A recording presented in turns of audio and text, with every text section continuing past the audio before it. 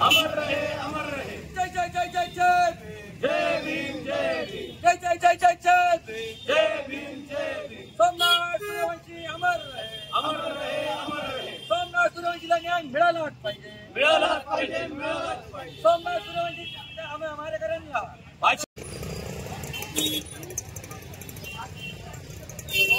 सूर्यवंशीच्या मारेकरांना फाशी झालीच पाहिजे, झालीच पाहिजे, सूर्यवंशीच्या मारेकरांना फाशी झालीच पाहिजे, झालीच पाहिजे।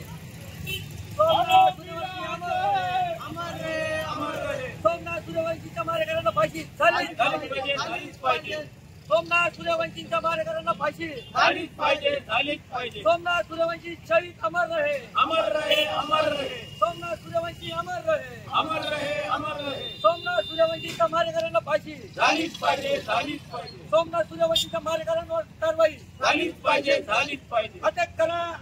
जय भीम म्हणलो, जय भीम सर्वांना। गेल्या काही दिवसापूर्वी परभणी येथील शहीद सोमनाथ सूर्यवंशी हा आंदोलनामध्ये सहभागी झाला होता।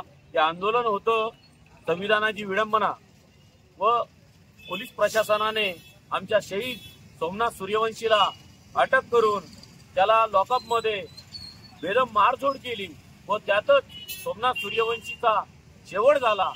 परंतु या महाराष्ट्राचे मुख्यमंत्री फडणवीस साहेब यांनी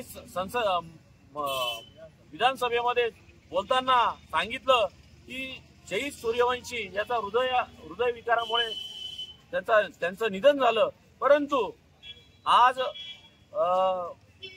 न्यायालयीन चौकशीमध्ये असं सिद्ध झालं की सोमनाथ सूर्यवंशी याचं निधन हे पोलीस कस्टडीमध्येच झालेलं आहे।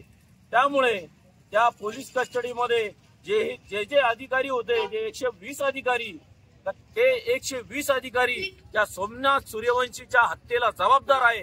म्हणून त्या अधिकाऱ्यांवर त्वरित कारवाई होऊन त्यांना फाशीची शिक्षा व्हावी ही आमची मागणी आहे। म्हणून मनमाड शहर बहुजन समाज पार्टीच्या वतीनं आज एक दिवसीय धरणे आंदोलन ठेवलेलं आहे व या धरणे आंदोलनाद्वारे आम्ही सांगू इच्छितो की या आरोपींना त्वरित अटक करण्यात यावी व मुख्यमंत्री साहेब हे जबाबदार असल्या कारणाने त्यांनी या पदाचा राजीनामा द्यावा हीच आमची बहुजन समाज पार्टीची मागणी आहे।